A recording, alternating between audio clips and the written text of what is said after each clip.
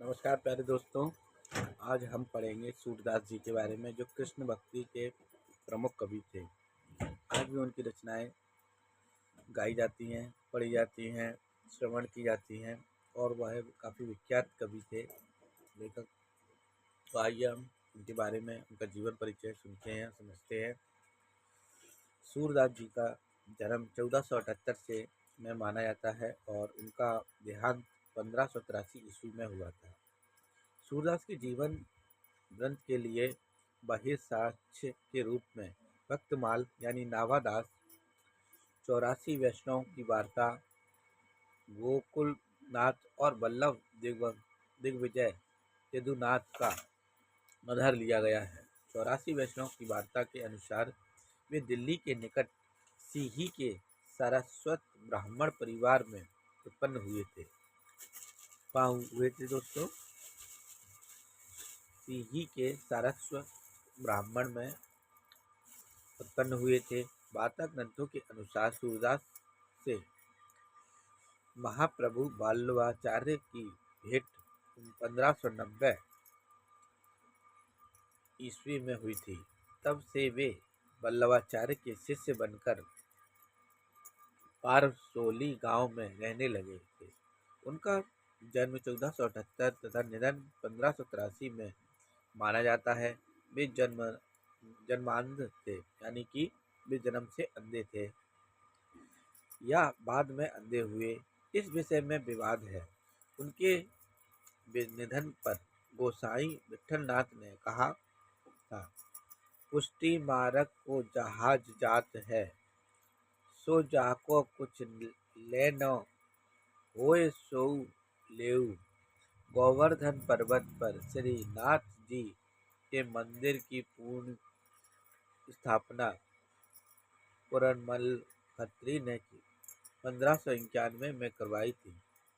इसी मंदिर में कीर्तन सेवा सूरदास को वल्लभाचार्य ने सौंपी थी। इसमें सूरदास जी को जो सेवा थी श्री कृष्ण जी की, वो वल्लभाचार्य जी ने सौंपी थी। उसी को वो करते थे, भजन गाते थे। सूरदास जी की 3 रचनाएं प्रमुख हैं और प्रसिद्ध भी हैं आज: सूरसागर, सूरसावली और साहित्य लहरी। साहित्य लहरी के एक पद में सूर ने यह स्वीकार किया है कि वे पृथ्वीराज रासों के रचयिता चंद्रबरदाई के वंशज थे। इस कुल में हरिश्चंद्र के 7 पुत्रों में सबसे छोटे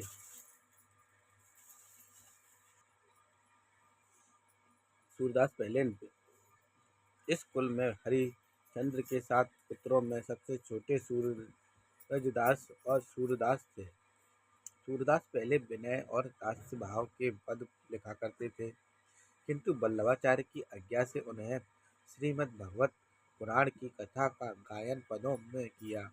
सूरसागर की कथा भागवत पुराण के 10वें स्कंद में से ली गई है।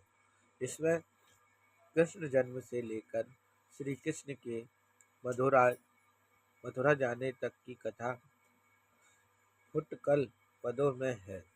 साहित्य लहरी में सूरदास के दृष्टिकूट पद संकलित हैं।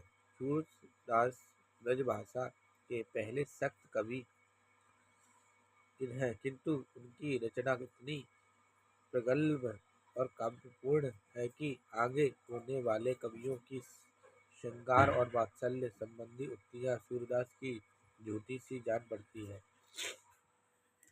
आचार्य शुक्ल ने इसलिए कहा है कि सूरसागर किसी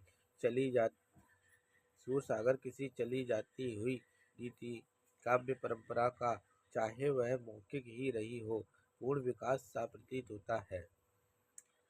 सूर के श्रृंगार पदों की रचना बहुत कुछ विद्यापति की पद्धति पर हुई है। सूरसागर की में उपलब्ध दृष्टिकूट वाले पद विद्यापति का ही अनुकरण। आचार्य शुक्ल के अनुसार जैसे रामचरित गान करने वाले भक्त कवियों में गोस्वामी तुलसीदास जी का सर्वश्रेष्ठ, और उसी प्रकार कृष्णचरित का करने वाले भक्त कवियों में महात्मा सूरदास जी का वास्तव में ये हिंदी का गगन के सूर्य चंद्र है।